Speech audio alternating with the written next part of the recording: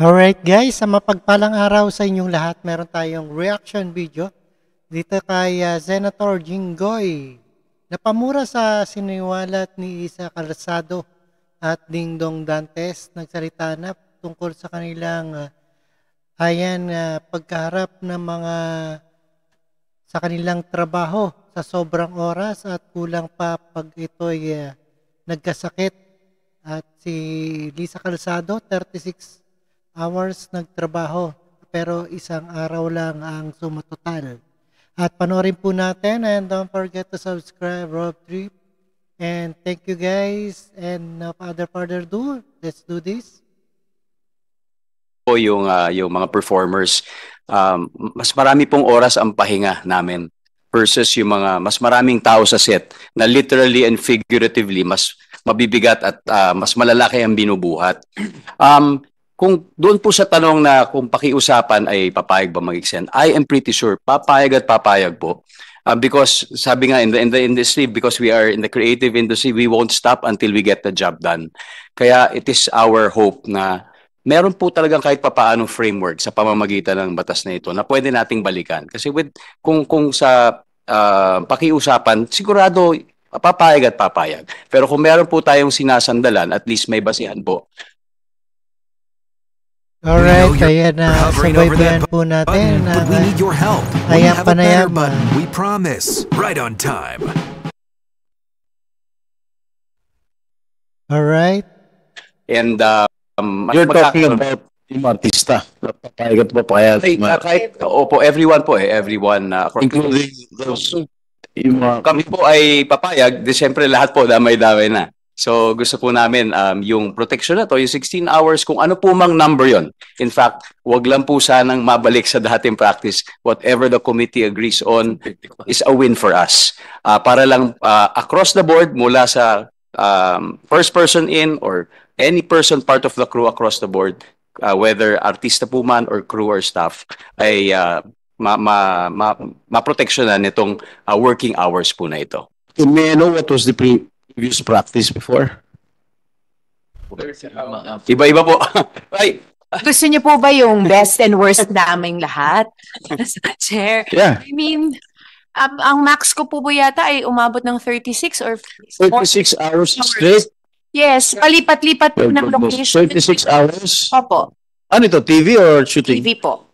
Yeah. Non-stop po. Non-stop po. Non-stop po din. Non-stop yun? I mean, walang pahinga, walang tulog? Yes. Ay, Chair. Yeah.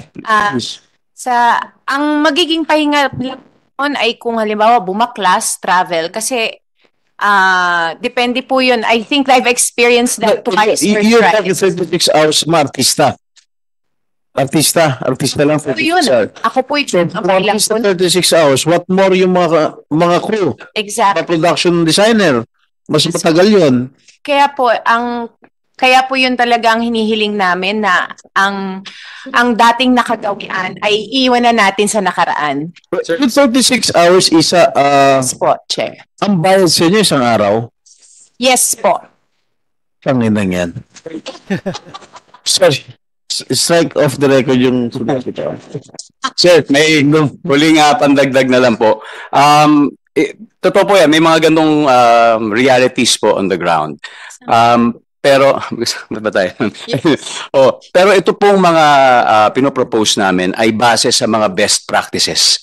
Dahil napatunayan po na it is possible na kung ganito po ang ating window ay merong decent amount of creative output for as long as efficient po ang lahat at nagkakasundo. Yung sinabi po ni Mr. Coco Martin, totoo po yan, na posible po yan, at maganda pa rin ang kinalalabasan. Everybody is safe and happy across the board. Even the 16 hours has basis na it has been done. In fact, nung pandemic po, mas naging very strict po ang lahat. At nagkaroon din naman po ng mga magagandang output. Although, syempre, pag mas hinabaan pa natin yan, mas marami pa po tayo magagawa. So again, ang point ko lang po, yung these recommendations are based on the best practices na pwede po siyang mangyari kahit na may mga limitasyon pong ganito. Thank you, Ding Dong. Rest assured, itong 36 hours hindi mangyayari under this bill. No? If we have this, if this law will be in, if this bill will be enacted into law, sisiguraduhin natin walang ganyan na mangyayari. Katulad ng sinabi ni Isa, yung nakaraan, iwanan na natin sa nakaraan. Yes. Yung sinasabi, isa yung sinasabi ng 36 hours. Kasi I'm really bothered. Chair, yes. Pag 36 hours been there, straight Chair. nagtatrabaho, iba na ang mukha mo nun eh. Haggard na. Iba na reaction mo sa pag-arte. Gusto niyo. Hindi ka na maganda nun. Medyo maganda ka pa naman. Pero pagdating ng 36 hours na walang tulog, tapos sa arte ka, crying scene or whatever, maapektuhan din yung... Opo, gusto niyo pong magbigay po ako ng isang hemplo. Hindi ko na po sasabihin kung anong Ano production? itago sa pangalang sa Production na yan eh. personally lang po, nangyari po ito. Pagtatapos po ng isang serye namin, pagod na po kaming lahat. Umabot po kami noon ng next day na, parang second day, magto 2 days straight kami noon. Ang tulog na po namin sa set. 9 a.m. po, hindi pa tapos yung first day namin. Nakunan po ang eksena. Hanggang sa natapos, nung nag-edit na po ang direktor, tumawag sa akin, Isadora, natutulog ka sa eksena. Sabi niya, nakunan po, inaantok po ako, gumaganito po ako. Wala pong nakakita. Assistant director, cameraman, director, nobody saw it, makeup artist. Because everybody was sleepy. Everybody was no longer in the right frame of mind. Everyone was tired. Ako, it looked funny. Pero sa totoo po, hindi nakakatawa. Kasi po, kalusugan nating lahat yon. Kaya po tayo nandito. Dahil what is at stake, it is really our health. And while we're young, we can take it. But the older we get, the less money sometimes we are given. May nagre-react po, sorry. It's true.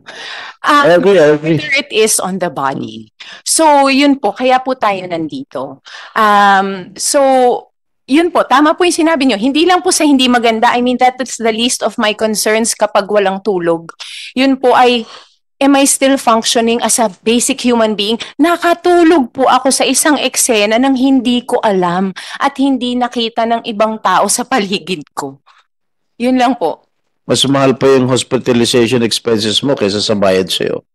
Yes po. Actually po, nung nagka-COVID din ako, nung March 2020, I was admittedly working on 3 different sets, but it was from a lack of sleep. At kaya po, alam ko po na malaki ang lack of sleep, malaki po ang tama sa immune system. And I think the producers are well aware of it dahil marami ng casualties sa film industry. Marami na tayong mga director, mga ibang mga crew, artista na namatay dahil nga because of overwork and overfatigue dito sa ating industriya. Yes, Les.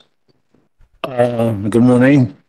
Anyway, matagal nang usapin ito. And I think doon nandito at naglabas na sila ng department order.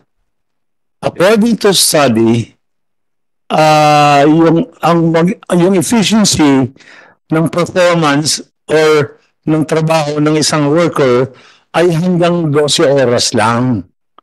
Pero dahil nga ang batas natin, ang 8 hours constitute today, pero dahil naiiba yung industriya natin, kaya pwede tayo magtrabaho hanggang 12 oras. Okay. Nakalagay sa department order na dahil nga may namatay, example, Steven Daramas. At dahil doon, nag-set na talaga sila, meron department ang dole na nag-aaral dahil sa kalusugan natin.